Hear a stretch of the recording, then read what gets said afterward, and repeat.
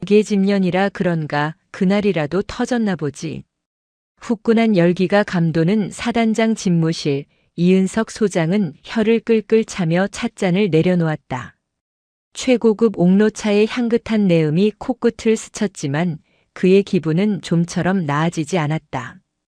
예, 무슨 말씀이신지. 맞은편에 앉아있던 군수참모 박중령이 눈치를 보며 물었다. 이은석은 집무실 벽에 걸린 대형 달력을 턱으로 가리켰다. 새로 온다는 그 707 출신 군단장 말이야. 이수아인가 뭔가 하는 여자. 오늘 예정된 취임식을 전면 취소하겠다잖아. 이게 말이 돼? 예하 부대장들이 꽃다발 들고 기다리고 있는데 부임 첫날부터 기분 내키는 대로 행동하겠다는 거 아니냐고. 이은석은 비릿한 웃음을 흘리며 소파 깊숙이 몸을 파묻었다. 여자가 별 셋을 달았으니 눈에 뵈는 게 없겠지. 사내 놈들 틈바구니에서 독만 올라가지고 히스테리가 아주 대단할 거야. 안 그래? 아니. 아무래도 특수부대 출신이시라 기가 세다는 소문은 들었습니다만. 박중령은 어색하게 맞장구를 쳤다. 이은석은 콧방귀를 뀌었다. 기가 세긴 무슨. 여자가 독해봤자지. 아무튼 재수가 없으려니까. 내 오늘 저녁에 지역 유지들이랑 약속 잡아놓은 것도 다 캔슬해야겠어. 취임식 핑계로 자연스럽게 접대 좀 받으려고 했더니. 이은석은 짜증 섞인 손길로 탁자 위에 놓인 서류 뭉치를 뒤적거렸다. 서류에는 이번 겨울 난방용 유류 수급 현황이 적혀 있었다. 하지만 그 숫자는 조작된 가짜였다. 그나저나 박중령. 이번 달 정산은 확실하게 된 거야? 이은석의 목소리가 은밀하게 낮아졌다. 박중령이 재빨리 주위를 살피더니 몸을 앞으로 숙였다. 예, 사단장님. 걱정 붙들어 매십시오. 어제 새벽에 김 사장네 탱크로리가 와서 싹 비워갔습니다. 이번에는 물량이 좀 많아서 평소보다 3,000장 더 챙겨준답니다. 현찰은 사단장님 차 트렁크 스페어 타이어 밑에 넣어뒀습니다. 3,000장이라. 짭짤하네. 거위털 파카 하나 새로 장만해도 남겠어. 이은석의 얼굴에 탐욕스러운 미소가 번졌다. 병사들이 써야 할 난방용 등유를 빼돌려 지역 업자에게 팔아넘긴 돈이었다. 밖은 영하 20도를 오르내리는 살인적인 추위였지만 이은석에게는 그저 돈을 벌어다 주는 호재일 뿐이었다. 애들은 좀 징징대지 않나? 아, 그게. 몇몇 소대장들이 보일러가 안 돌아간다고 보고를 올리긴 했습니다만 제가 적당히 둘러댔습니다. 보일러 노후화로 수리 부품이 오는데 시간이 좀 걸린다고요. 그리고 뭐 군인이 추위 좀 탄다고 죽는 거 아니지 않습니까? 그렇지. 바로 그거야. 요즘 애들은 정신력이 빠져서 문제라니까. 나 때는 말이야 팬티 한 장 입고 얼음물 깨고 들어가서 목욕도 했어. 기름 좀 아껴서 국방 예산 절감하고 그 돈으로 지휘관 사기 진작하면 그게 바로 애국이지. 안 그래? 지당하신 말씀입니다. 사단장님의 그 투철한 군인 정신, 제가 늘 존경하고 있습니다. 박중령의 아부의 이은석은 껄껄 웃으며 찻잔을 비웠다. 집무실 온도는 영상 26도. 반팔을 입어도 될 정도로 따뜻하다 못해 더운 공기가 감돌았다. 이은석의 등 뒤로는 최고급 사제 온풍기가 쉴 새 없이 돌아가고 있었다. 자, 그럼 몸도 좀 풀었으니 나가볼까? 오늘 혹한기 정신 교육 있다고 했지? 이은석이 자리에서 일어났다. 그는 옷걸이에 걸려있던 두툼한 옷을 꺼내 입었다. 백화점 명품관에서 뇌물로 받은 300만 원이 넘는 최고급 거위털 파카였다. 그것도 모자라 안에는 충전식 발열 조끼까지 겹쳐 입었다. 준비됐습니다. 연병장에 전 병력 집합시켜 놨습니다.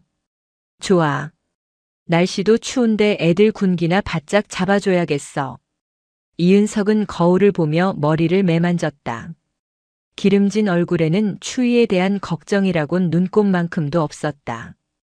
그는 자신이 병사들에게 얼마나 끔찍한 고통을 주고 있는지 전혀 알지 못했고 알려고 하지도 않았다. 그저 자신의 권위를 과시하고 병사들을 쥐어짜는 것에서 오는 가학적인 쾌감을 즐길 뿐이었다. 이은석이 집무실 문을 열고 밖으로 나갔다. 복도에 찬 공기가 훅 끼쳐왔지만 명품 파카로 무장한 그에게는 시원한 바람 정도로만 느껴졌다. 연병장은 그야말로 생지옥이었다. 살을 애는 칼바람이 강원도 산골짜기를 휘몰아치고 있었다. 온도계의 눈금은 영하 22도를 가리키고 있었지만 체감 온도는 영하 40도에 육박했다. 입김을 내뱉으면 순식간에 서리가 되어 속눈썹에 달라붙는 날씨였다. 수백 명의 병사들이 연병장에 오와 열을 맞춰 서 있었다. 그들의 복장은 처참했다. 얇은 전투복 위에 낡아 빠진 깔깔 이방상 내피와 보급용 야상 하나가 전부였다.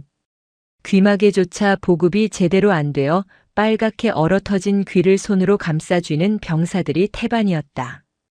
야, 김병장. 나 발가락 감각이 없어. 이러다 잘리는 거 아니냐? 맨 뒷줄에 서 있던 이등병이 입술을 파르르 떨며 속삭였다. 그의 군화는 낡아서 냉기가 그대로 스며들고 있었다. 조금만 참아라. 사단장 훈화만 끝나면 바로 막사로 들어갈 수 있을 거야. 옆에 서 있던 김 병장이 쉰 목소리로 달랬다. 하지만 김 병장 역시 죽을 맛이었다. 어젯밤 기름이 떨어진 내무반은 냉동창고나 다름없었다. 서로 부둥켜 안고 체온을 나눠도 뼛속까지 파고드는 한기는 막을 수 없었다. 아침에 일어나니 수통에 물이 꽁꽁 얼어 있었다. 그런데 아침부터 혹한기 정신교육이라니. 제정신이 아니었다. 그때 단상 위로 뚱뚱한 실루엣이 올라왔다. 이은석 소장이었다. 뒤뚱거리며 걷는 그의 모습은 마치 뒤룩뒤룩 살찐 펭귄 같았다. 그는 마이크 앞에 서서 헛기침을 몇 번 하더니 거드름을 피우며 입을 열었다. 아, 마이크 테스트. 다들 잘 들리나? 병사들은 대답할 기운도 없었지만 억지로 악을 썼다. 예, 잘 들립니다. 목소리가 작다. 추워서 쫄았어? 이래가지고 전쟁 나면 총이나 쏘겠나. 이은석의 호통이 스피커를 찢을 듯 울려 퍼졌다. 병사들의 표정이 일그러졌다. 저 돼지 같은 인간은 자기가 입고 있는 옷이 얼마나 따뜻한지 알기나 할까. 이은석은 만족스러운 듯 고개를 끄덕이며 훈화를 시작했다. 오늘 날씨가 좀 쌀쌀하긴 하다. 하지만 군인은 날씨 탓을 하면 안 된다. 중요한 건 뭐다? 바로 정신력이다. 군인 정신. 그는 주먹을 불끈 쥐어 보였다. 요즘 너희들 꼬라지를 보면 한숨만 나온다. 춥다고 웅크리고 기름 없다고 징징대고. 내가 소위 때는 말이야, 난로 같은 건 있지도 않았어. 그냥 깡으로 버텼단 말이다. 그런데 요즘 군대는 편해져서 그런가 아주 배들이 불렀어. 김 병장은 주먹을 꽉 쥐었다. 편해지긴 개뿔이 편해져. 기름을 팔아쳐먹은 게 누군데 적반하장인가. 며칠 전 야간 근무를 서다가 후문 쪽으로 나가는 유조차를 본 적이 있었다. 그때 행정관에게 보고했더니 못 본 걸로 해라며 욕만 바가지로 먹었었다.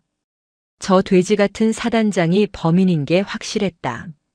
그래서 오늘 너희들의 그 나약해 빠진 정신머리를 뜯어고치기 위해 특단의 조치를 취하겠다. 이은석의 눈이 번들거렸다.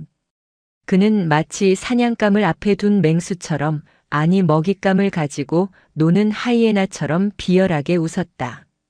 전 병력 상해 탈의 실시.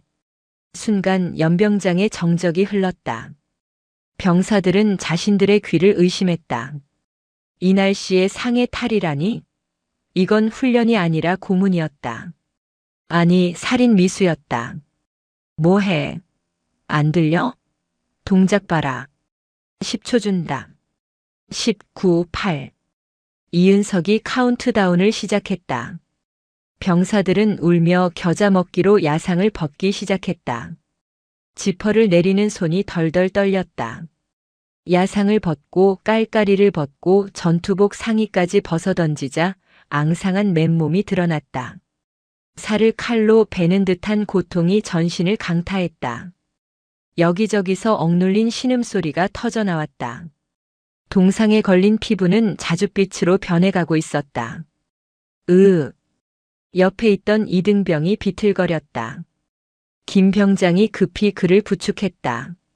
정신 차려. 쓰러지면 죽어. 하지만 단상 위에 이은석은 그 모습을 보며 낄낄거렸다. 봐라. 저 꼴을. 추위는 마음먹기에 달린 것이다. 나는 지금 하나도 안 춥다. 왜냐? 내 정신력이 너희보다 강하기 때문이다. 그는 두꺼운 거위털 파카 주머니에 손을 찔러 넣으며 외쳤다. 너희들이 추위를 느끼는 건 조국에 대한 충성심이 부족해서야. 알겠나? 알겠습니다. 병사들의 목소리는 죽어가고 있었다. 이은석은 그 처참한 광경을 즐기듯 뒷짐을 지고 단상을 어슬렁거렸다. 자, 이제부터 연병장 10바퀴 뛴다. 나고하는 놈은 오늘 저녁 없다. 군가 시작. 군가는 전후. 그때였다. 부대 정문 쪽에서 굉음이 들려왔다. 우웅. 육중한 엔진 소리와 함께 흙먼지가 피어올랐다. 훈련 중에는 차량 통제가 원칙이었다. 이은석의 미간이 찌푸려졌다. 뭐야? 어떤 놈이 감히 사단장 훈화 중에 차를 끌고 들어와. 위병소 애들 뭐하는 거야? 이은석이 꽥 소리를 질렀다. 들어온 차는 검은색 군용 레토나였다. 그런데 상태가 심상치 않았다. 번쩍번쩍 광이 나는 장성급 세단이 아니라 지늘기 덕지덕지 묻고 범퍼가 찌그러진 마치 전장을 방금 뚫고 나온 듯한 야전 차량이었다. 레토나는 속도를 줄이지 않고 사열대 쪽으로 곧장 돌진해왔다. 병사들이 기겁을 하며 양옆으로 갈라졌다. 멈춰. 당장 멈추란 말이야. 이은석이 마이크에 대고 고래고래 소리를 질렀지만 레토나는 들은 척도 하지 않았다. 차는 단상 바로 앞 이은석의 코앞에서 끼익 소리를 내며 급정거했다. 타이어 타는 냄새가 매캐하게 퍼졌다. 이 미친 새끼들이. 너희들 어느 부대야? 내가 누군 줄 알고. 이은석은 뚜껑이 열렸다. 감히 내 구역에서 내 권위에 도전하다니. 그는 당장 운전병을 끌어내려 영창에 보내버릴 생각으로 단상 아래로 뛰어내려갔다. 운전석 문이 열리고 누군가 내렸다. 야, 너 직속 상관 누구야? 당장 관등 성명돼. 이은석이 삿대질을 하며 다가갔다. 하지만 차에서 내린 인물을 확인하는 순간 그의 손가락이 허공에서 멈칫했다. 운전석에서 내린 사람은 남자가 아니었다. 짧게 친 쇼컷 머리에 날카로운 눈매를 가진 여자였다. 그녀는 전투복 위에 아무런 방한 장비도 걸치지 않은 채였다. 하지만 그녀에게서 뿜어져 나오는 기운은 영하 20도의 추위보다 훨씬 더 서늘하고 압도적이었다. 무엇보다 이은석의 눈을 사로잡은 것은 그녀의 오른쪽 어깨에 달린 계급장이었다. 은색 별이 3개. 중장이었다. 그리고 왼쪽 가슴에는 독수리 발톱이 그려진 흉장이 선명하게 박혀 있었다. 대한민국 육군 특수전사령부 예하 제707 특수임무단 출신임을 증명하는 마크였다. 주 중장? 이은석은 자신의 눈을 의심했다. 여자가 중장? 설마 저 여자가? 여자는 이은석을 본체 만체하고 뒷좌석 문을 열어주는 것이 아니라 자신이 직접 뚜벅뚜벅 이은석에게 걸어왔다. 수행원도 운전병도 없었다. 그녀가 직접 운전해서 온 것이다. 그녀의 눈빛이 이은석의 두꺼운 파카를 훑고 지나갔다. 그리고 덜덜 떨고 있는 상의를 벗은 병사들에게로 시선이 옮겨갔다. 그녀의 눈썹이 꿈틀했다. 사단장 이은석. 그녀의 목소리는 낮았지만 연병장의 바람 소리를 뚫고 또렷하게 들렸다. 예, 추 충성. 사단장 소장 이은석입니다. 이은석은 얼떨결에 경례를 붙였다. 머릿속이 하얗게 변했다. 취임식을 취소했다던 그 신임 군단장 이수아가 눈앞에 있었다. 그것도 예고도 없이 수행원도 없이 낡은 레토나를 직접 몰고서. 이수아는 이은석의 경례를 받지 않았다. 대신 그녀는 한 발짝 더 다가와 이은석의 코앞에서 멈춰섰다. 그녀의 키는 이은석보다 작았지만 이은석은 마치 거대한 산이 자신을 내려다보는 듯한 위압감을 느꼈다. 내가 오다가 무전을 하나 도청했는데 말이야. 이수아의 입꼬리가 비스듬히 올라갔다. 그것은 웃음이 아니었다. 사냥감을 물어뜯기 직전의 맹수가 짓는 표정이었다. 이게 집년이라 그날이 터져서 취임식을 취소했다? 누가 그런 소리를 짓거리던데. 이은석의 얼굴이 사색이 되었다. 다리에 힘이 풀려 주저앉을 뻔했다. 그게 무슨. 왜? 내 앞에서도 한번 짓거려보지 그래. 정신력이 빠져가지고 어디 별 3계단 상관한테 뒷담화질이야. 이수아는 손을 뻗어 이은석의 두꺼운 파카 깃을 잡았다. 그리고 거칠게 잡아당겼다. 이거 아주 좋아 보이네. 거위털인가? 병사들은 살가죽이 얼어 터지는데 지휘관이라는 작자는 아주 따뜻하시겠어. 군단장님, 이건 오해입니다. 저는 그저 병사들의 혹한기 적응 훈련을 위해. 아가리 닥쳐. 이수아의 입에서 거친 욕설이 튀어나왔다. 내 귀에 도청 장치가 있는 줄 몰랐나 보지. 내 놈 집무실에서 나불대던 소리 토시 하나 안 빼고 다 들었으니까. 이수아는 품에서 소형 녹음기를 꺼내 흔들어 보였다. 707 시절 사용하던 고성능 감청 장비였다. 그리고 이수아는 시선을 돌려 덜덜 떨고 있는 병사들을 바라보았다. 그녀의 눈빛에 깃들었던 살기가 순간 연민으로 바뀌었다가 다시 이은석을 향하며 더욱 짙은 분노로 타올랐다. 내 부하들 옷 벗긴 게 내 놈 아이디어인가? 저 정신력 강화를 위해서. 정신력? 좋아. 그 대단한 정신력 너도 한번 보여줘야지. 이수아는 잡고 있던 이은석의 파카 깃을 놓고 손가락으로 바닥을 가리켰다. 벗어. 예. 안 들려? 너도 벗으라고. 병사들이랑 똑같이. 팬티 한 장만 남기고 싹 다 벗어. 군단장님, 채통이 있습니다. 병사들이 보고 있는데 어떡해. 채통? 기름 팔아먹고 호의호식하는 도둑놈한테 채통이 어디 있어. 이수아의 고함 소리가 연병장을 뒤흔들었다. 이건 명령이다. 당장 실시하지 않으면 그 자리에서 즉결 처분하겠다. 내 성격 알 텐데. 나 707 출신인 거. 이수아의 손이 허리춤에 있는 권총집으로 향했다. 빈말이 아니었다. 이은석은 본능적으로 느꼈다. 저 여자는 진짜다. 쏘라면 진짜 쏠 여자다. 이은석의 손이 덜덜 떨리며 파카의 지퍼로 향했다. 수백 명의 병사들이 방금 전까지 자신들에게 고통을 주던 악마가 무너지는 꼴을 숨죽여 지켜보고 있었다. 지금 벗으라고 하셨습니까? 이은석의 목소리가 염소처럼 떨렸다. 영하 20도의 칼바람 때문이 아니었다. 눈앞에 선 여군 이수아 중장이 뿜어내는 서슬 퍼런 살기 때문이었다. 그녀의 손은 여전히 권총집 덮개 위에 머물러 있었다. 내 말이 귓등으로 들리나 보군. 707 시절 내 별명이 미친 개였는데 물리면 약도 없다는 거 알고 있나? 이수아의 눈빛이 이은석의 동공을 파고들었다. 이은석은 침을 꼴깍 삼켰다. 주변을 둘러보았다.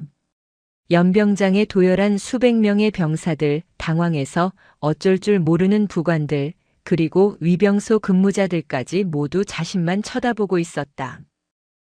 군단장님, 제발 체면 좀 세워주십시오. 아이들 보는 앞인데. 체면? 내가 챙길 체면이 남아있긴 해. 이수아는 턱짓으로 병사들을 가리켰다.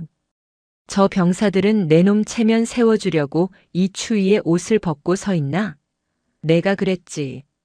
군인 정신으로 무장하면 추위 따위 안 느껴진다고. 그 잘난 정신력 내 몸으로 직접 증명해 보란 말이야.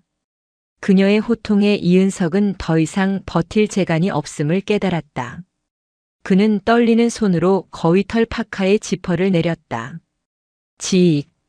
소름 끼치도록 선명한 지퍼 소리가 연병장의 정막을 갈랐다. 두꺼운 파카가 벗겨지자 그 안에는 최고급 양가죽으로 된 전술조끼가 드러났다. 하지만 그게 끝이 아니었다. 조끼 안쪽에서 붉은색 LED 불빛이 깜빡이고 있었다. 이수아가 코웃음을 쳤다. 발열 조끼까지 입으셨어? 아주 이동식 보일러를 달고 다니는구만. 병사들의 눈이 휘둥그레졌다. 자신들은 핫팩 하나가 없어서 손을 호호 불고 있는데 사단장이라는 작자는 최첨단 발열 장비로 온몸을 지지고 있었던 것이다. 배신감이 분노로 바뀌어 병사들의 눈빛이 매섭게 변하기 시작했다. 계속 벗어. 이수아의 명령은 단호했다. 이은석은 울상을 지으며 발열 조끼를 벗었고 그 안에 입은 캐시미어 니트를 벗었다. 겹겹이 껴입은 옷들이 하나씩 바닥에 쌓일 때마다 이은석의 몸은 급격히 움츠러들었다. 마침내 상의를 모두 탈의했을 때 드러난 것은 근육이라고는 찾아볼 수 없는 허여멀건한 지방 덩어리였다. 기름진 배가 출렁거렸고 추위에 놀란 살들이 닭살처럼 돋아올랐다. 추워. 이은석은 양팔로 가슴을 감싸 안으며 이가 부딪힐 정도로 덜덜 떨었다.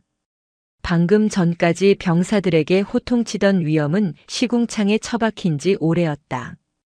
이수아는 바닥에 떨어진 이은석의 명품 파카를 발로 툭 찼다. 그리고 병사들 쪽으로 시선을 돌렸다. 맨 앞줄에서 입술이 파랗게 질린 채 떨고 있는 이등병이 보였다. 거기 너. 이수아의 지목에 이등병이 화들짝 놀랐다. 이병 강동우. 나와. 강동우 이병이 주춤주춤 앞으로 나왔다. 상의를 벗은 그의 몸은 앙상한 갈비뼈가 드러날 정도로 말라 있었고 피부는 동상 직전의 자줏빛이었다. 이수아는 바닥에 떨어진 이은석의 거위털 파카와 발열 조끼를 집어들었다. 입어. 예. 하지만 이건 사단장님. 사단장은 지금 정신력 강화 훈련 중이다. 이건 압수 물품이고 군단장 명령이다. 입어. 강동우 이병은 떨리는 손으로 파카를 받아 입었다. 사단장의 채취가 밴 옷이었지만 그 안에 남아있는 온기는 천국과도 같았다. 파카를 입자마자 얼어붙었던 몸이 녹아내리는 듯 했다. 이수아는 이은석을 돌아보았다. 어때? 내 부하가 따뜻해하니까 지휘관으로서 마음이 훈훈하지 않나? 그렇습니다. 훈훈합니다. 이은석은 콧물을 흘리며 억지로 대답했다. 영하 20도의 바람이 젖은 살결을 면도날처럼 긁고 지나갔다. 1분도 서 있기 힘든 날씨였다. 병사들이 얼마나 고통스러웠을지 뼈저리게 느껴졌다. 하지만 이수아는 자비를 베풀 생각이 없었다. 전 병력 지금 즉시 생활관으로 복귀한다. 보일러 가동 안 되는 곳은 침낭 2개씩 지급하고 오늘 일과 시간 내내 휴식 취해. 식당에는 닭 100마리 잡아서 삼계탕 끓이라고 지시해놨다. 와! 병사들의 함성이 터져 나왔다. 그들은 서로를 부둥켜 안고 환호했다. 지옥 같던 연병장이 순식간에 축제의 장으로 변했다. 이수아가 손가락 하나를 펴보였다. 저기 저 사람은 제외다. 그녀의 손가락 끝이 덜덜 떨고 있는 이은석을 가리켰다. 이은석 소장. 너는 아까 병사들에게 시켰던 거 있지? 연병장 10바퀴. 그거 다 돌기 전까지는 열외 없다. 감시병 하나 붙여. 만약 걷거나 멈추면 처음부터 다시 시켜. 군단장님, 살려주십시오. 제 나이가 50입니다. 이러다 심장마비 옵니다. 이은석이 무릎을 꿇고 빌었다. 하지만 이수아는 차갑게 쏘아붙였다. 심장마비? 걱정 마. 내 전공이 응급처치니까 숨 넘어가면 살려내서 다시 뛰게 해줄 테니까. 뛰어 실시. 이수아가 바닥을 향해 권총을 뽑아드는 신용을 하자 이은석은 비명을 지르며 뛰기 시작했다. 뒤룩뒤룩한 살집이 흔들리며 처절한 구보가 시작되었다. 병사들은 막사로 들어가며 창문 너머로 그 광경을 지켜보았다. 그들의 눈에는 통쾌함과 함께 새로운 지휘관에 대한 무한한 신뢰가 쌓이고 있었다.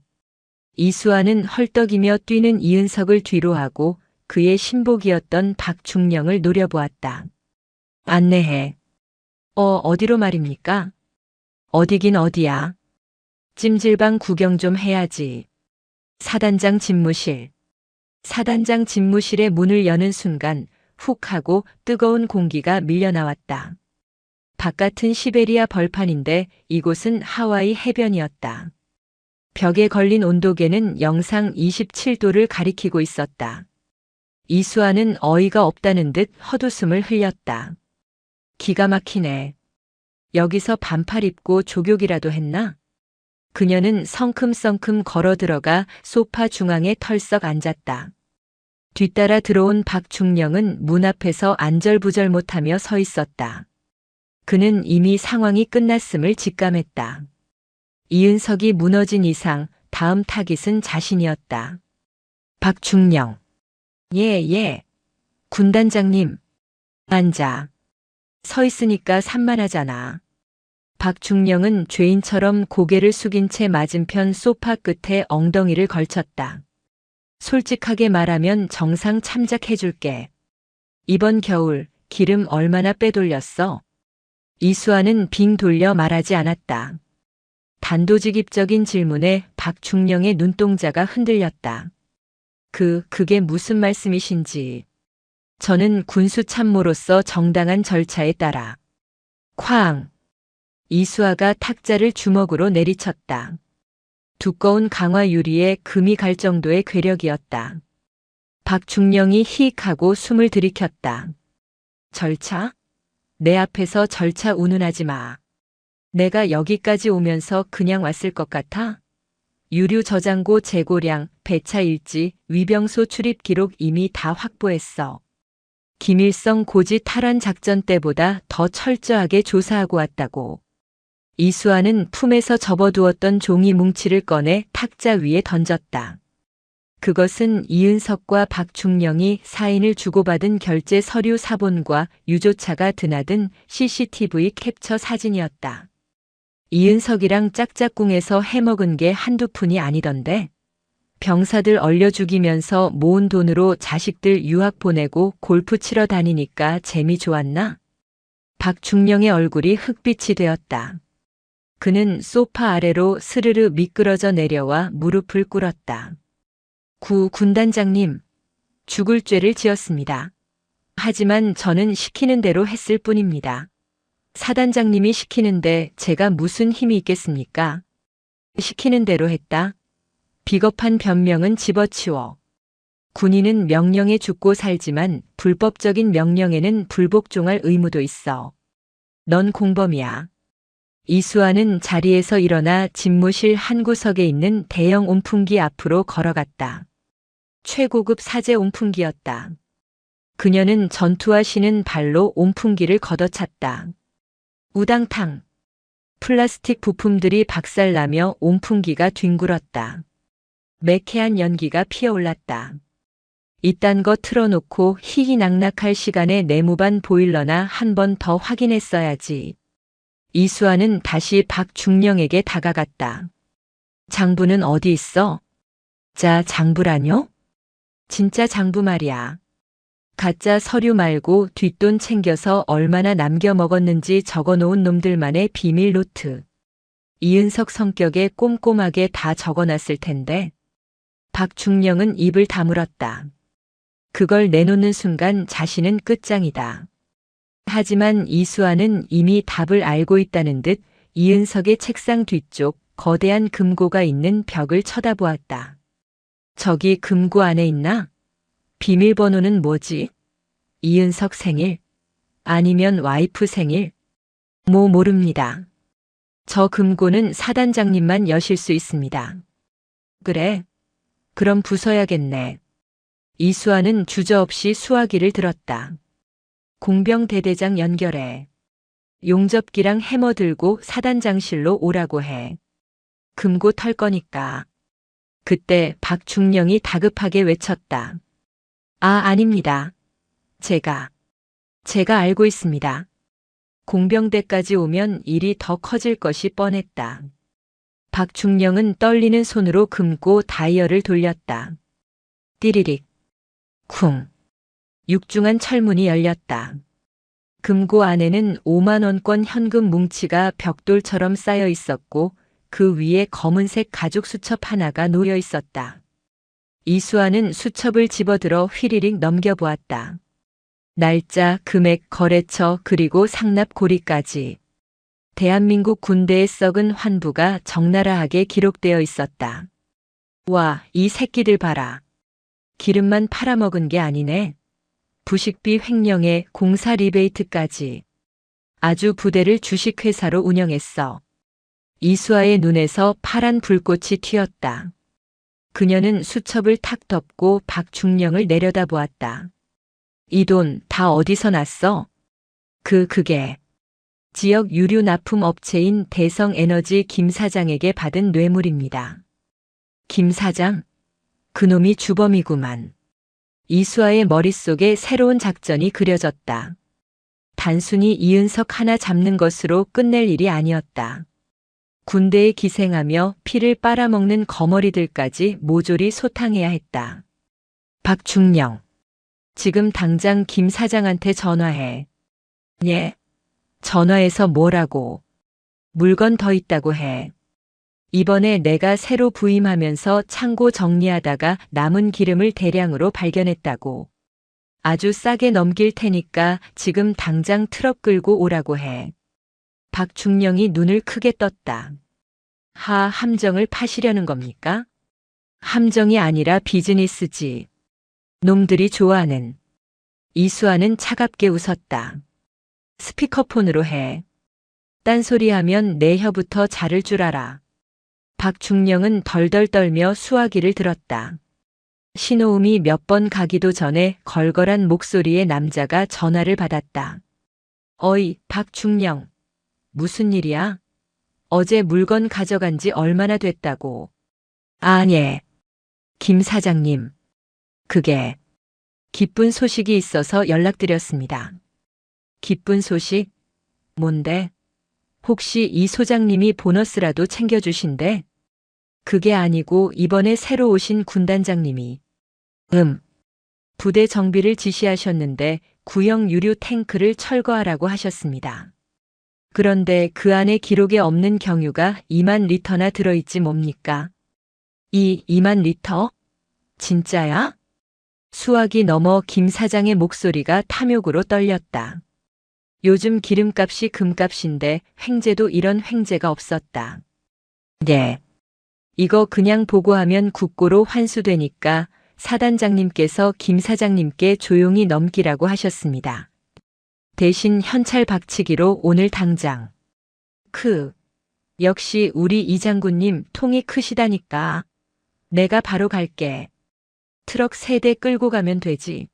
1시간이면 도착해. 알겠습니다. 후문 쪽 초소 비워두겠습니다. 전화가 끊어졌다. 이수아는 만족스러운 표정으로 박중령의 어깨를 툭툭 쳤다. 연기 좀 하는데? 나중에 전역하면 사기꾼 해도 되겠어. 감사합니다. 박중령은 울상을 지었다. 이수아는 창문 밖을 내다보았다. 이은석은 여전히 연병장을 비틀거리며 돌고 있었다. 이미 반쯤 얼이 빠진 표정이었다. 자, 그럼 손님 맞을 준비를 해볼까? 이수아는 무전기를 꺼내 들었다. 707 특임대 출동 대기조. 나다. 지금 즉시 4단 후문 쪽으로 이동해서 매복한다. 민간 트럭 3대가 들어올 거다. 내 신호가 떨어지면 하나도 남김없이 제압해. 뼈는 부러뜨려도 좋지만 죽이지는 마라. 감옥 가서 콩밥은 먹어야 하니까. 수신 양호. 군단장님 오랜만에 몸 좀 풀겠습니다. 무전기 너머로 들려오는 후배들의 목소리에는 활기가 넘쳤다. 이수아는 옷매무새를 다듬었다. 이제 거머리를 잡을 시간이었다. 1시간 후 해가 뉘엿뉘엿 넘어가며 부대 안에는 짙은 어둠이 깔리기 시작했다. 혹한의 밤 공기는 더욱 매서워졌다. 4단 후문 쪽에 위치한 폐유류 저장소 근처는 쥐 죽은 듯 고요했다. 이수아는 어둠 속에 몸을 숨긴 채 낡은 드럼통 뒤에 서 있었다. 그녀는 전투복 위에 아무런 방한복도 입지 않았지만 미동조차 하지 않았다. 특수부대 시절 익힌 동계 잠복 기술 덕분에 추위는 그녀에게 장애물이 되지 못했다. 왔군. 멀리서 헤드라이트 불빛이 보였다. 대형 2.5톤 트럭 3대가 줄지어 비포장도로를 타고 올라오고 있었다. 약속대로 김 사장의 트럭이었다. 초소에 있던 헌병들은 이미 이수아의 지시를 받고 자리를 비운 상태였다. 트럭들은 거침없이 정문을 통과해 저장소 앞 공터에 멈춰섰다. 트럭 문이 열리고 건장한 사내들이 우르르 내렸다. 개중에는 쇠파이프나 야구방망이를 든 용역 깡패들도 섞여 있었다. 군부대 거래라 혹시 모를 상황에 대비해 덩치들을 데리고 온 모양이었다. 가장 화려한 등산복을 입은 중년 남자가 거드름을 피우며 내렸다. 대성에너지 김 사장이었다. 어이, 박중령. 어디 있어? 날씨 더럽게 춥네 진짜. 김 사장이 허공에 대고 소리쳤다.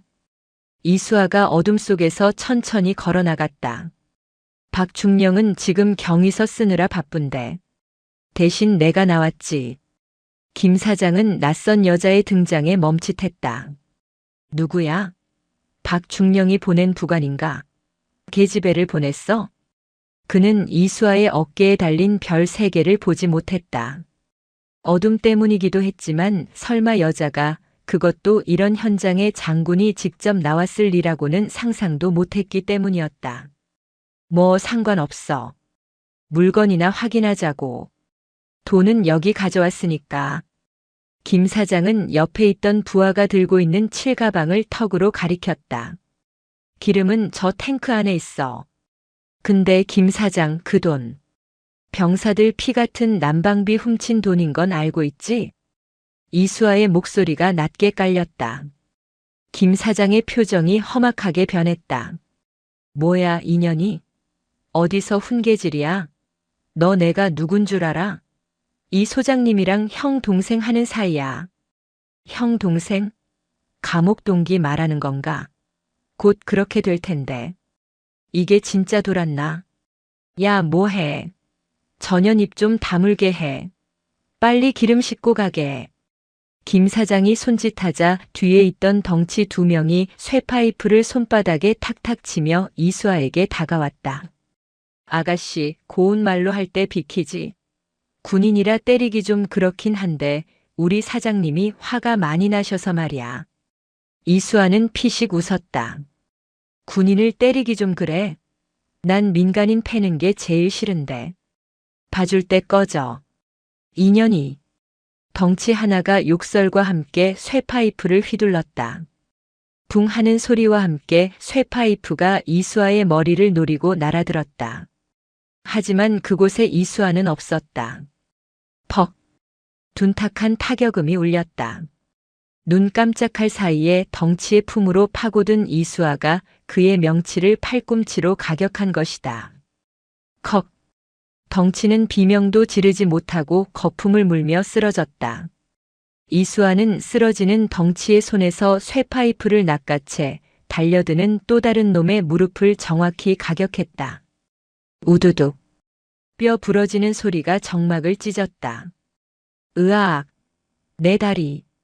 순식간에 2명이 나가떨어지자 김 사장과 나머지 일당들은 얼어붙었다. 이게 무슨 상황인가 싶었다. 707 작전 개시. 이수아가 조용히 중얼거렸다. 그 순간 사방의 어둠 속에서 검은 그림자 같은 인형들이 튀어나왔다. 이수아가 미리 배치해둔 특수임무단 대원들이었다. 그들은 군더더기 없는 동작으로 깡패들을 제압해 나갔다. 살려주세요. 현장은 아수라장이 되었다. 깡패들은 상대가 되지 않았다. 살인 병기나 다름없는 특수부대원들에게 동네 양아치들은 어린애 손목 비틀기보다 쉬운 상대였다. 1분도 채 되지 않아 10여 명의 사내들이 모두 바닥에 엎어져 신음하고 있었다. 혼자 남은 김 사장은 다리가 풀려 주저앉았다. 이수아가 천천히 그에게 다가갔다. 지금 뭐 하는 거야? 이거 불법이야. 군인이 민간인을 감금하고 폭행해. 내 변호사 부를 거야. 국방부에 민원 넣을 거라고. 김 사장은 악을 썼지만 공포에 질린 목소리는 떨리고 있었다. 이수아는 쇠파이프를 바닥에 던지고 쭈그리고 앉아 김 사장과 눈을 맞췄다. 민원? 넣어. 꼭 넣어라. 대신 민원실 가기 전에 헌병대 지하 조사실부터 들러야 할 거야. 그녀는 김 사장의 멱살을 잡아 일으켰다. 군용물 절도, 뇌물 공여, 그리고 공무 집행 방해. 흉기 소지 특수 협박도 추가되겠네. 너랑 이은석이 해먹은 거 토해내려면 평생 감옥에서 양말이나 꿰매야 할걸. 이수아는 멀리서 다가오는 헌병대의 사이렌 소리를 들으며 김 사장을 바닥에 내동댕이 쳤다. 전원 체포해. 뇌물 가방은 증거물로 확보하고 트럭도 압수한다. 저 트럭에 실린 기름통 싹 다 비워서 병사들 난방유로 채워 넣어. 충성. 후배 대원들이 우렁차게 대답했다. 상황이 정리되고 이수아는 주머니에서 스마트폰을 꺼냈다. 화면에는 녹화 중 표시가 떠 있었다. 방금 전 김 사장이 이은석과의 관계를 떠벌리고 부하들을 시켜 폭력을 행사하려던 장면이 고스란히 담겨 있었다. 이 정도면 언론에 뿌리기 딱 좋겠네. 이수아는 흐뭇한 미소를 지으며 전송 버튼을 눌렀다. 수신인은 국방부 출입 기자단 단톡방이었다. 제목 혹한기 군 비리 현장 급습. 장군과 업자의 추악한 커넥션. 동영상 첨부. 이 영상이 퍼지는 건 시간 문제였다. 내일 아침이면 대한민국 전체가 발칵 뒤집힐 것이다. 그리고 이은석과 김 사장, 그리고 그들의 뒤를 봐주던 썩은 줄기들은 모조리 불타 없어질 것이다. 이수아는 밤하늘을 올려다보았다. 차가운 별들이 유난히 밝게 빛나고 있었다. 자, 이제 큰 거는 해결했고. 애들 밥은 잘 먹고 있나 확인하러 가볼까? 그녀는 가벼운 발걸음으로 병영식당을 향해 걸어갔다. 등 뒤로 끌려가는 악당들의 절규가 배경음악처럼 들려왔다. 부대 식당 안은 그야말로 찜통이었다. 하지만 병사들에게 그 열기는 불쾌함이 아닌 축복이었다. 대형 솥단지 수십 개에서 뿜어져 나오는 하얀 김이 식당 천장을 가득 메웠고 구수한 인삼과 닭육수 냄새가 코를 찔렀다. 야, 이거 꿈 아니지? 진짜 삼계탕 맞아? 김 병장은 식판을 받아들고 눈을 의심했다. 뚝배기 안에 닭 한 마리가 통째로 들어가 있었다. 그것도 모자라 전복까지 하나 얹혀 있었다. 평소라면 닭고기 부스러기나 몇 점 떠다니던 닭똥국과는 차원이 달랐다. 김치도 봐라. 겉절이다. 이거 터진 군대 김치가 아니야. 후임병들이 환호성을 질렀다. 밥은 고봉으로 쌓여 있었고 후식으로는 귤과 초코파이가 박스째로 쌓여 있었다.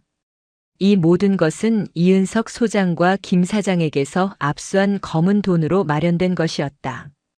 전 병력 식사 시작. 당직 사관의 구호가 떨어지자마자 천여 명의 병사들이 일제히 숟가락을 들었다. 후루룩 쩝쩝.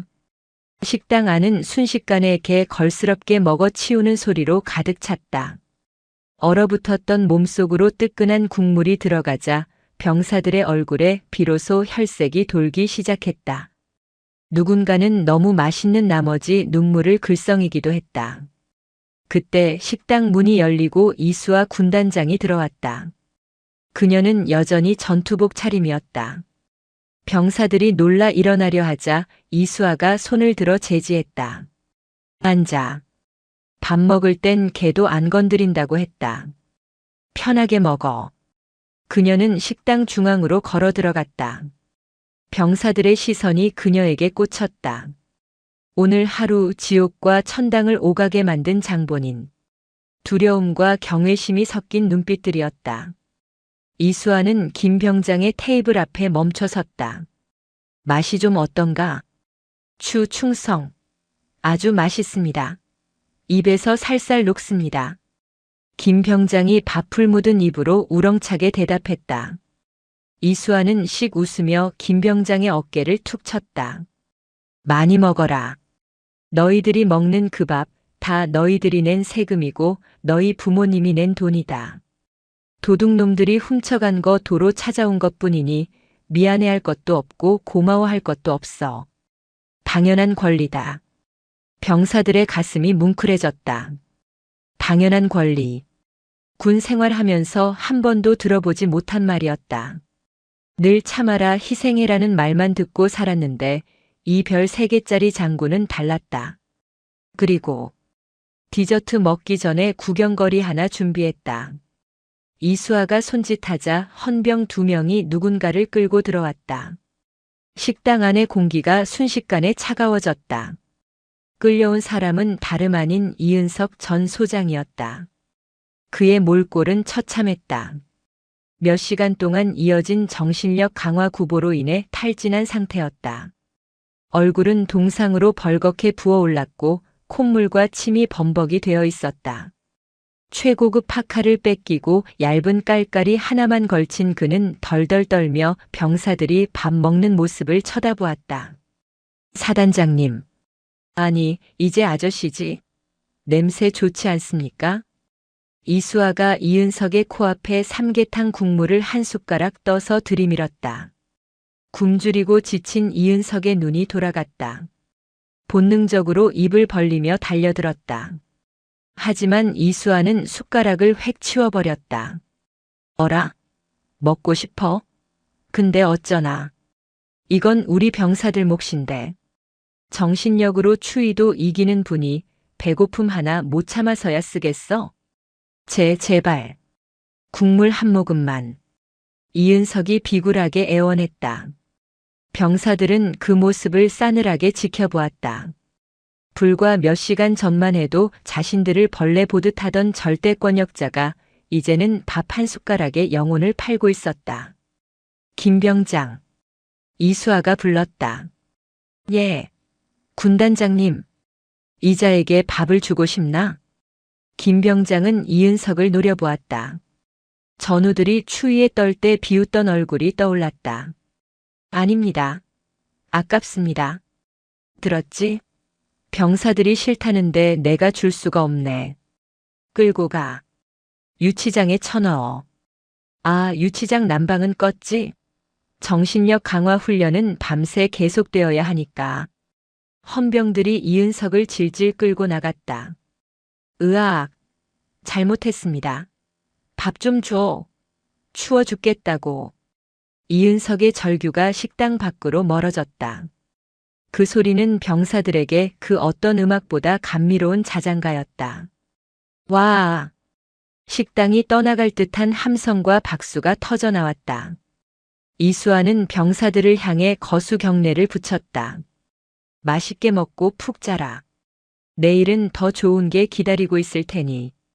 다음 날 아침 대한민국은 발칵 뒤집혔다. 이수아가 국방부 기자단에게 보낸 영상과 자료가 아침 뉴스 헤드라인을 장식했다. 특종 혹한기 훈련 병사들은 알몸 구보, 사단장은 찜질방 파티, 단독 신임 여군단장, 비리 장군 참교육 현장 포착. 충격 영상 707 출신 이수와 중장, 조폭 동원한 납품 비리 일망타진. 인터넷 커뮤니티와 SNS는 폭발했다. 와, 진짜 미쳤다. 요즘 군대 좋아졌다더니 다 개소리였네. 이수와 장군님 포스 봐라. 깡패들 때려잡는 거 실화냐? 영화 찍는 줄. 저런 게 진짜 군인이지. 똥별들 다 잡아넣어라. 사이다도 이런 사이다가 없다. 내 속이 다 뻥 뚫리네.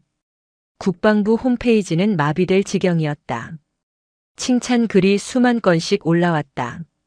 청와대 국민청원 게시판에는 이은석 소장을 엄벌에 처하고 이수와 중장에게 훈장을 수여하라는 청원이 올라온 지 반나절 만에 20만 명의 동의를 얻었다. 군 유치장 독방.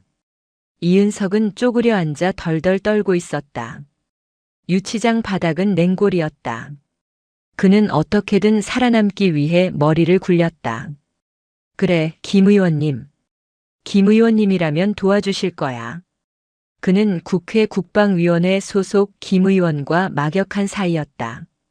뇌물의 상당 부분이 그에게로 흘러들어갔으니 자신을 모른 척할 수 없을 터였다. 이은석은 면회 온 변호사를 통해 몰래 휴대전화를 빌렸다. 떨리는 손으로 김 의원에게 전화를 걸었다. 뚜루루, 뚜루루. 고객의 사정으로 전화를 받을 수 없습니다. 몇 번을 걸어도 받지 않았다. 문자를 보내도 답이 없었다. 손절이었다. 이미 여론이 들끓고 증거가 명백한 상황에서 정치인들이 썩은 동아줄을 잡을 리 없었다. 철컥. 유치장 문이 열리고 양복 입은 남자들이 들어왔다. 군 검찰 수사관들이었다. 이은석 씨. 특정범죄 가중처벌법상 뇌물수수, 업무상 횡령, 직권남용 혐의로 긴급 체포합니다. 수갑이 채워졌다. 이거 내가 누군 줄 알아. 나 소장이야. 투스타라고. 계급장 떼셨잖습니까? 이제 그냥 범죄자입니다. 가시죠. 이은석은 개처럼 끌려나갔다. 유치장 복도를 지나갈 때 텔레비전에서 뉴스가 흘러나오고 있었다. 국방부는 이번 사건을 계기로 전군에 대한 유류관리 실태 특별감사를 실시한다고 밝혔습니다. 또한 이수와 군단장의 조치로 환수된 횡령금 50억 원은 전액 해당 부대 장병들의 복지 향상과 신형장비 교체에 사용될 예정입니다. 화면에는 최신형 방한복을 입고 환하게 웃는 병사들의 모습이 비쳤다. 이은석은 그 모습을 보며 절망적인 신음을 흘렸다. 자신의 탐욕이 만들어낸 돈이 결국 자신을 파멸시키고 병사들을 웃게 만드는 거름이 된 셈이었다. 같은 시각 연병장. 대형 트럭들이 줄지어 들어왔다. 이번에는 김 사장의 똥차 트럭이 아니었다. 유명 아웃도어 브랜드와 군수업체의 로고가 찍힌 배송 차량이었다. 하차. 이수아의 명령에 보급관들이 박스를 내리기 시작했다. 박스가 뜯어질 때마다 병사들의 탄성이 터져나왔다. 우와, 이거 신형 방한화다. 고어텍스 재질이래. 야, 이 패딩 봐라. 밖에서 사 입으려면 50만 원은 줘야 하는 거야. 장갑도 털장갑이다. 이제 손 안 시렵겠다. 병사들은 새 옷과 장비를 받아들고 아이처럼 기뻐했다. 낡고 냄새나던 보급품 대신 기능성 최고의 장비들이 그들의 몸을 감쌌다. 이수아는 흐뭇하게 그 광경을 바라보았다. 그때 김 병장이 다가와 머뭇거리며 말을 건넸다. 군단장님, 왜 사이즈가 안 맞나? 아닙니다. 딱 맞습니다. 그게 아니라 정말 감사합니다. 제 군 생활 중에 이런 날이 올 줄은 꿈에도 몰랐습니다. 김 병장의 눈시울이 붉어졌다. 고마워할 거 없다니까. 대신 조건이 하나 있다. 말씀만 하십시오. 뭐든 하겠습니다. 이수아의 눈빛이 장난스럽게 빛났다. 장비 좋아졌으니 훈련 강도 높여도 불만 없겠지? 이제 춥다는 핑계는 안 통한다. 김 병장은 씩씩하게 차렷 자세를 취했다. 예, 알겠습니다. 지옥 끝까지라도 뛰겠습니다. 부대 분위기는 완전히 바뀌었다. 패배감과 냉소로 가득 찼던 부대에 활기가 돌기 시작했다. 하지만 이수아는 만족하지 않았다. 물질적인 보상은 끝났다. 이제는 무너진 군기를 다시 세우고 병사들을 진짜 군인으로 만들 차례였다. 며칠 후 새벽 6시. 기상 나팔 소리와 함께 전 병력이 연병장에 집합했다. 영하 15도의 추위였지만 신형 방한복으로 무장한 병사들의 표정은 여유로웠다. 전원 주목. 이수아가 단상에 올랐다. 그녀 역시 병사들과 똑같은 전투복에 방한 장비를 착용하고 있었다. 오늘부터 아침 구보 코스를 바꾼다. 연병장 뺑뺑이는 지루하니까 부대 뒤편 산악 코스로 간다. 왕복 10km. 병사들이 웅성거렸다. 평지 10km도 힘든데 산악 구보라니. 게다가 눈이 쌓여 미끄러운 산길이었다. 겁먹었나? 이수아는 콧방귀를 뀌었다. 나는 너희들보다 나이도 많고 성별도 여자다. 내가 선두에서 뛴다. 나보다 늦게 들어오는 놈은 오늘 점심 반찬 줄일 줄 알아라. 그녀는 말을 마치자마자 단상에서 뛰어내려 선두에 섰다. 출발. 이수아가 총알처럼 튀어나갔다. 병사들은 당황해서 허둥지둥 뒤를 쫓았다. 와, 저게 사람이야? 김 병장은 혀를 내둘렀다. 오르막길인데도 이수아의 속도는 줄어들지 않았다. 707 시절 산악구보는 밥 먹듯이 했던 그녀였다. 숨소리 하나 흐트러지지 않고 치고 나가는 군단장의 등은 병사들에게 충격 그 자체였다. 헉, 헉, 같이 가요. 젊은 병사들이 땀을 뻘뻘 흘리며 따라갔지만 거리는 점점 벌어졌다. 이수아는 중간중간 뒤를 돌아보며 소리쳤다. 빨리 안 와? 사단장 잡혀가고 나니까 긴장 풀렸어. 이 좋은 장비 입고 이것밖에 못 뛰어. 그녀의 동료는 채찍질보다 매서웠지만 기분 나쁘지 않았다. 이은석처럼 뒤에서 말로만 떠드는 게 아니라 가장 힘들고 어려운 앞자리에서 직접 땀 흘리는 지휘관이었기 때문이다. 반원점을 돌고 내려오는 길. 낙오하려는 이등병 하나가 다리가 풀려 넘어졌다. 으악! 이등병은 눈길에 미끄러져 비탈길 아래로 굴을 뻔했다. 그때 누군가 번개처럼 날아와 이등병의 군장을 낚아채 끌어올렸다. 이수아였다. 정신 안 차려? 다칠 뻔했잖아. 그녀는 이등병을 일으켜 세워 흙을 털어주었다. 죄송합니다. 죄송하면 더 열심히 뛰어. 할 수 있지? 예, 할 수 있습니다.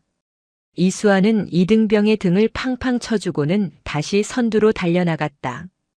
병사들은 그 모습을 보고 젖먹던 힘까지 짜냈다. 저런 분이라면 믿을 수 있다. 진짜 별이다. 가짜 똥별이 아니라 진짜다. 병사들의 눈빛이 바뀌었다. 그것은 단순한 복종이 아니었다. 마음에서 우러나오는 존경과 신뢰였다. 구보가 끝나고 연병장에 도착했을 때 이수아의 얼굴에도 송글송글 땀이 맺혀 있었다. 그녀는 가쁜 숨을 몰아쉬는 병사들을 둘러보았다. 오늘 기록 나쁘지 않다. 하지만 내일은 1분 더 단축한다. 알겠나? 알겠습니다.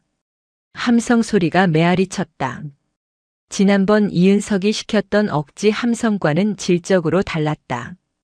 땅이 울리는 듯한 기백이 느껴졌다. 이수아는 미소를 지었다. 해산. 샤워하고 아침 든든히 먹어라. 그녀가 집무실로 돌아가려 할 때 행정반장이 달려왔다. 군단장님, 국방부 장관님께서 화상 연결을 요청하셨습니다. 그리고 방송국에서 인터뷰 요청이 쇄도하고 있습니다. 귀찮게 됐네. 이수아는 땀을 닦으며 투덜거렸다. 장관님 연결은 받고 방송국 놈들은 다 돌려보내. 군인이 훈련해야지 카메라 앞에서 웃고 떠들 시간 없어. 아, 알겠습니다. 행정반장이 경외심 어린 눈으로 경례했다. 이수아는 집무실로 들어갔다. 따뜻한 공기가 그녀를 반겼다. 하지만 이제 이 따뜻함은 혼자만의 특권이 아니었다. 부대 내 모든 병사가 함께 누리는 공평한 온기였다. 그녀는 창문 너머로 활기차게 움직이는 병사들을 바라보며 책상 위에 놓인 가족 사진을 어루만졌다. 707 시절 작전 중에 전사한 동기의 사진이었다. 보고 있냐?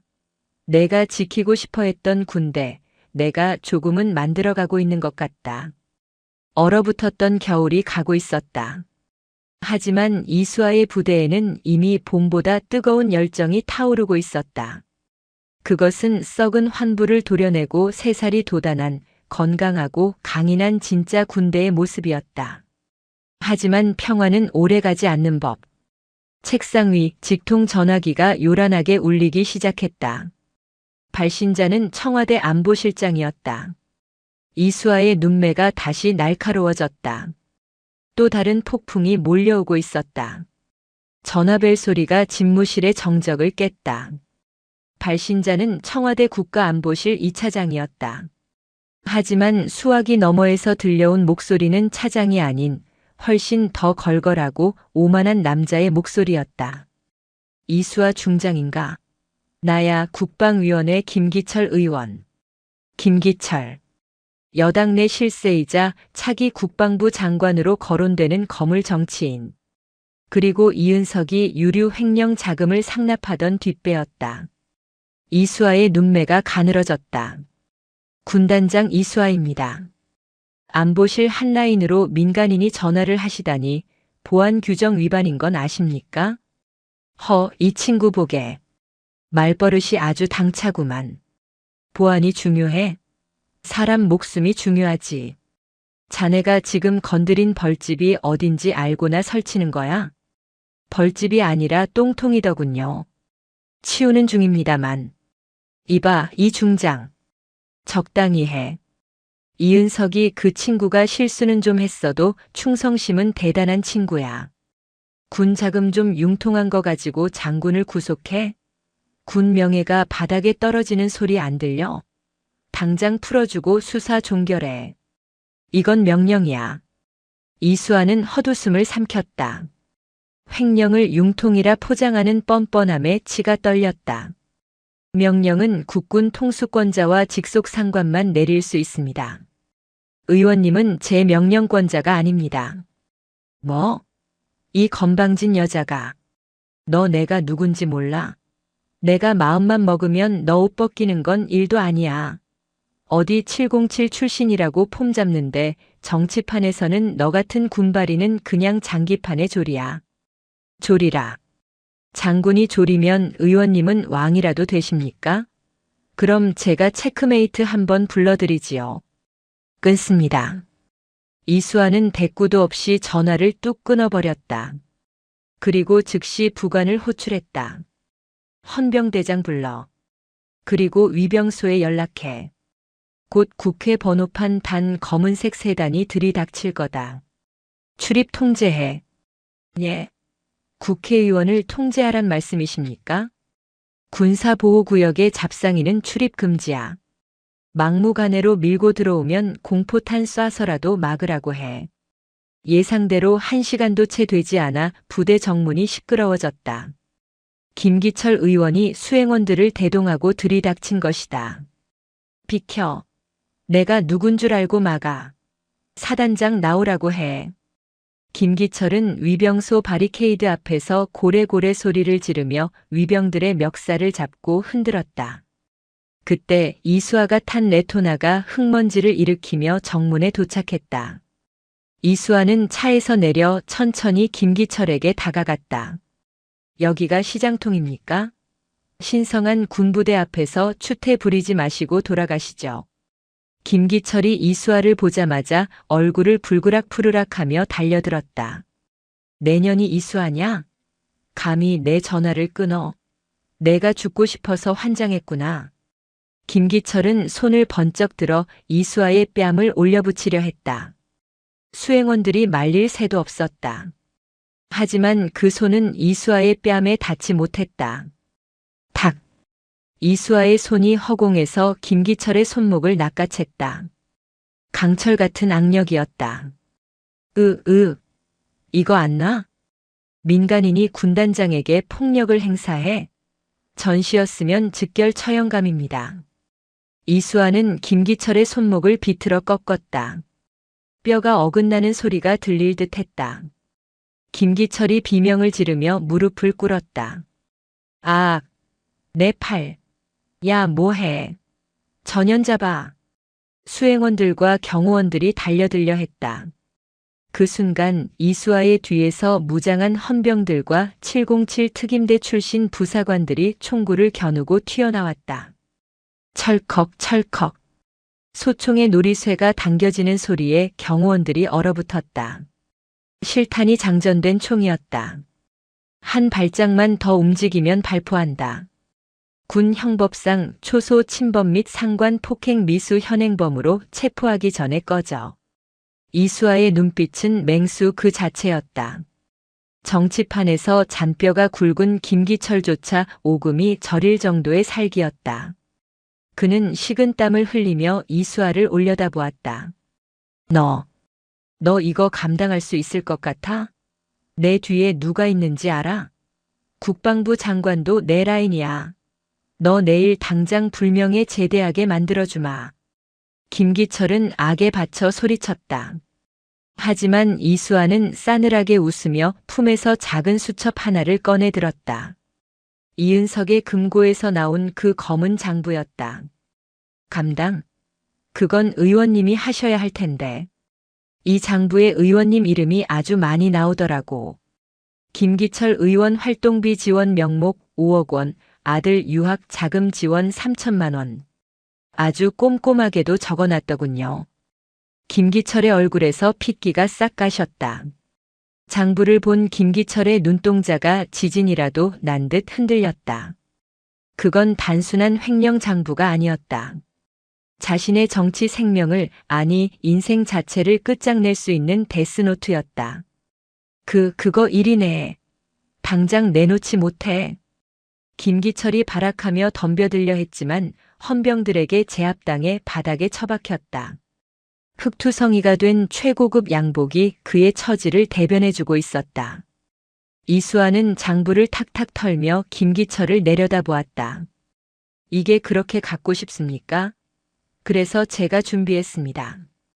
혼자 보기 아까워서 말이죠. 그녀는 손가락으로 위병소 초소 위에 설치된 CCTV를 가리켰다. 그리고 행정반장이 들고 있는 태블릿 PC 화면을 김기철의 눈앞에 들이밀었다. 화면에는 국방TV 유튜브 라이브가 송출되고 있었다. 현재 시청자 수 30만 명. 제목은 긴급 생중계 국회의원의 군부대 난입과 비리 장부 공개. 아, 안 돼. 김기철은 사색이 되어 중얼거렸다. 방금 전 자신이 이수아를 때리려던 장면, 욕설을 퍼붓던 장면, 그리고 장부 내용이 언급되는 장면까지 모조리 생중계되고 있었다. 채팅창은 폭발하고 있었다. 와, 국회의원이 군단장 뺨을 때리려고 해? 미친 거 아냐? 저놈이 그 김기철이야? 뒤에서 돈 받아 처먹은 놈이? 이수아 장군님 건드리면 넌 죽는다. 국민들이 가만 안 둔다. 당장 구속해라. 쓰레기 정치인 아웃. 축하드립니다. 의원님, 전국구 스타 되셨네요. 이제 국방부 장관은커녕 금배지 지키기도 힘드시겠습니다. 이수아의 조소에 김기철은 바들바들 떨었다. 모든 게 끝났다. 자신이 쳐놓은 그물에 자신이 걸려든 꼴이었다. 에이, 이 독사 같은 년. 독사? 아니지. 나는 대한민국 군인이다. 너 같은 기생충들 잡는 방역업자고. 이수아는 헌병대장에게 눈짓했다. 체포해.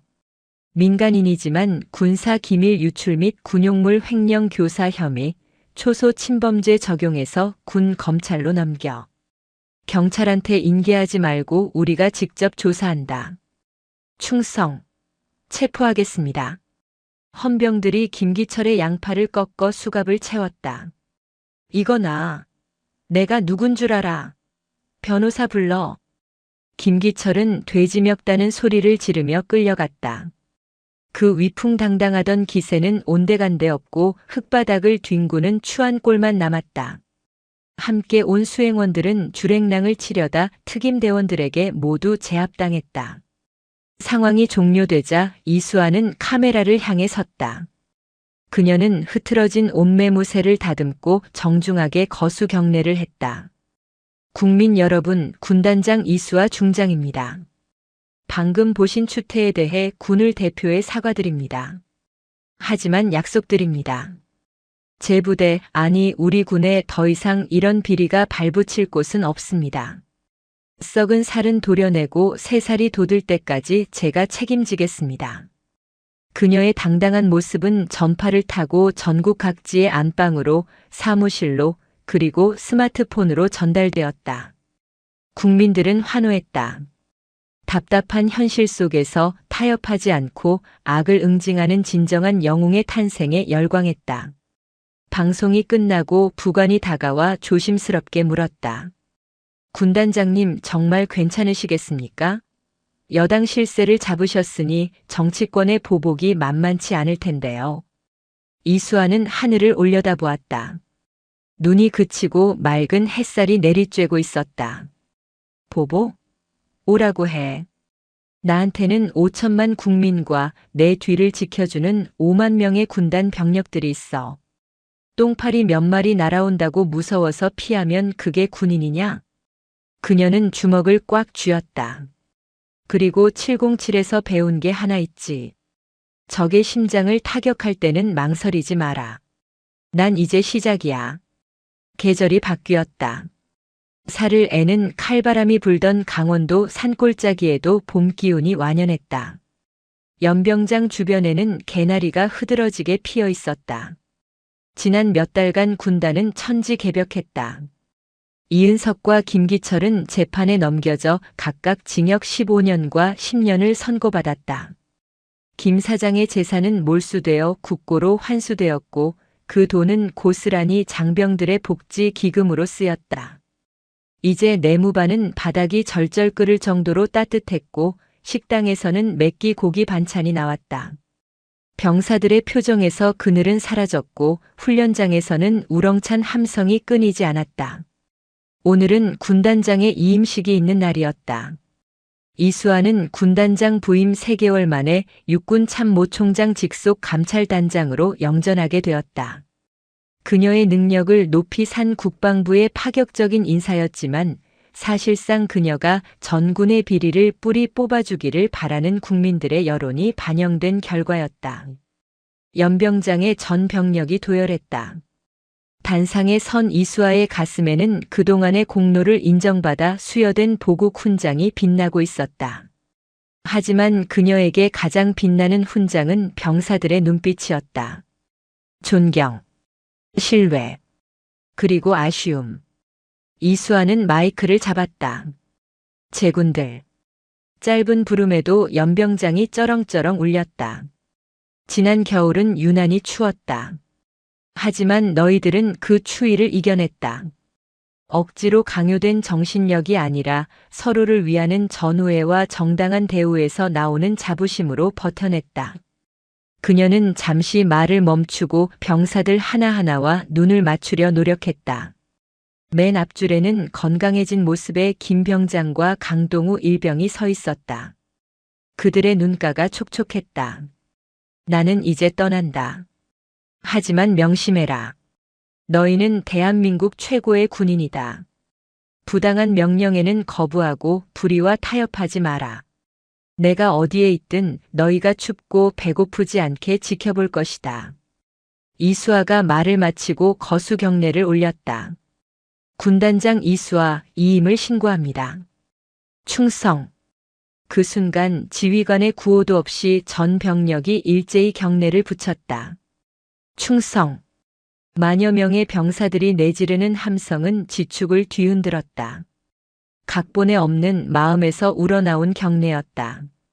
식이 끝나고 이수아가 차에 오르려 할 때 김병장이 뛰어나왔다. 군단장님, 잠시만 기다려 주십시오. 김병장은 품에서 무언가를 꺼내 내밀었다. 투박하게 포장된 작은 상자였다. 이게 뭔가?